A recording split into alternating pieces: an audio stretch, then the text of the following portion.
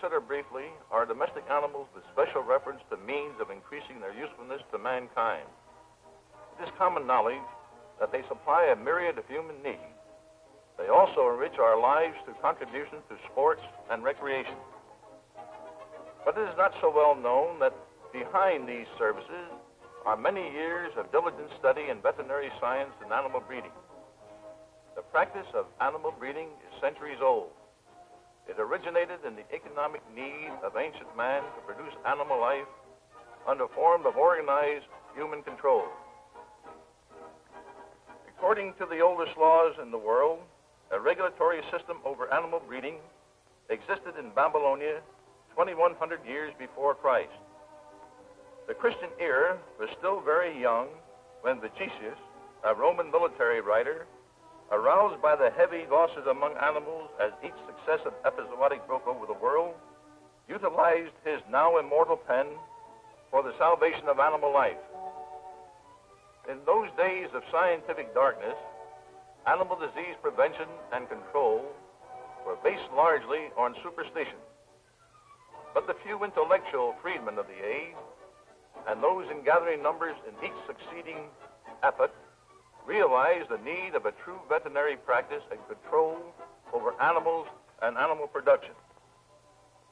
Especially since the time of Pasteur, science has been marked by a succession of discoveries which have steadily reduced the hazards of animal production.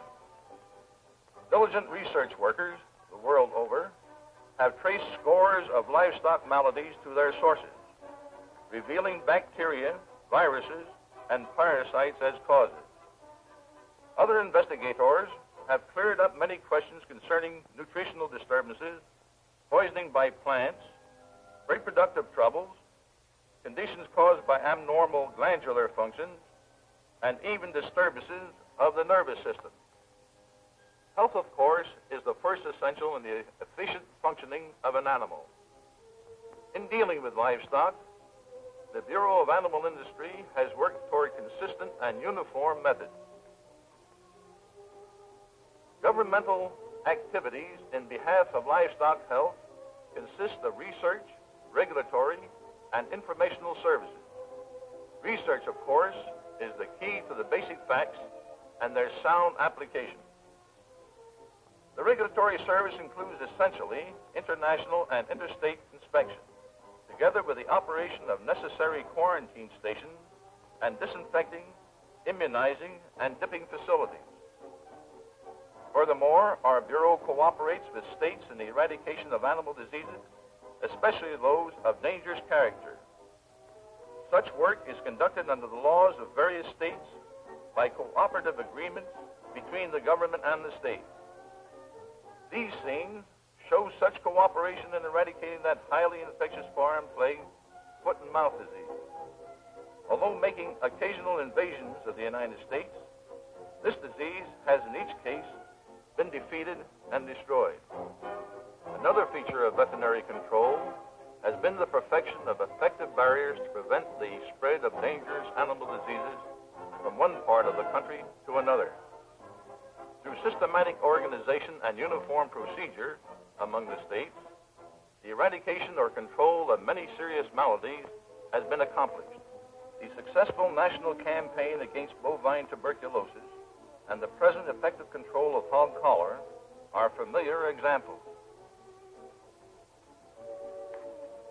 But far-reaching as these procedures are, there is need for extending knowledge of disease prevention and other problems in stock raising to the millions of farmers, ranchmen, poultrymen, and other livestock owners. And so where research and official regulations leave off, a planned system of information begins.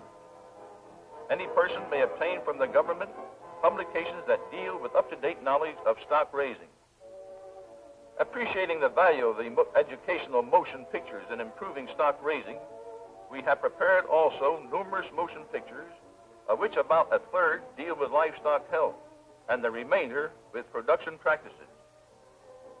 The information is of a character that helps to overcome misinformation on some subjects and often causes effective methods to be substituted for ineffective, cruel ones. Any consideration of veterinary science and animal breeding naturally leads to the question of quality of animals. Most owners of improved livestock are interested in keeping them in sound health and good breeding conditions.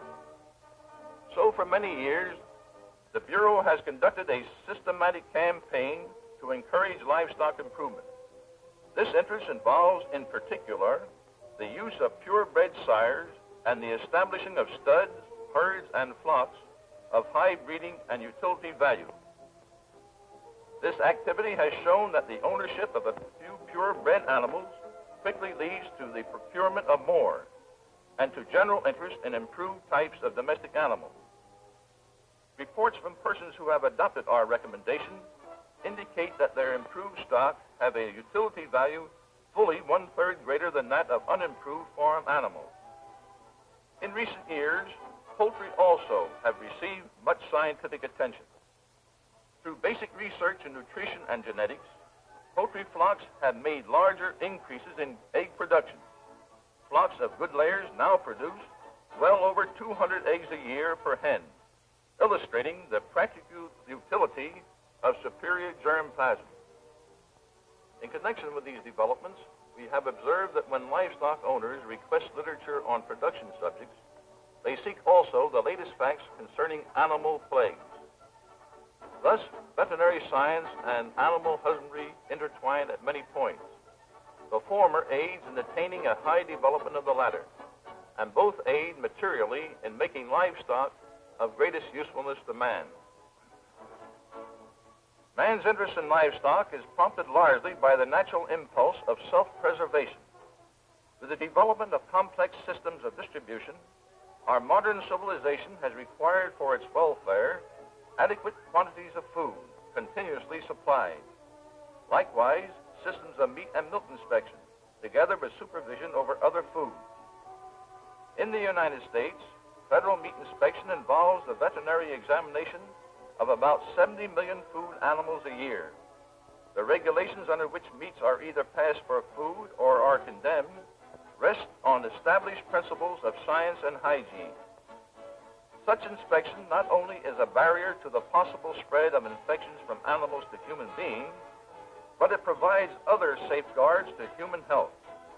It includes constant supervision. It ensures proper sanitation. In general, it surrounds the inspected meat food supply with conditions that appeal to man's feeling of security and sense of refinement. In the case of milk supplies, the veterinarian observes dairy herds for possible infections, applies various tests, supervises sanitation, and performs related services. Such supervision, together with the valuable services of the medical profession, has brought great improvement in the wholesomeness of milk supply that benefit to man's health through reduction especially of tuberculosis, typhoid fever, and septic sore throat. The versatile character of all this livestock work in connection with human affairs offers many arresting reflections. For instance, research on tick fever opened a new field in medical science, as it was first to prove that insects carry disease. This discovery was the basis for controlling malaria, yellow fever, bubonic plague, and many other human diseases.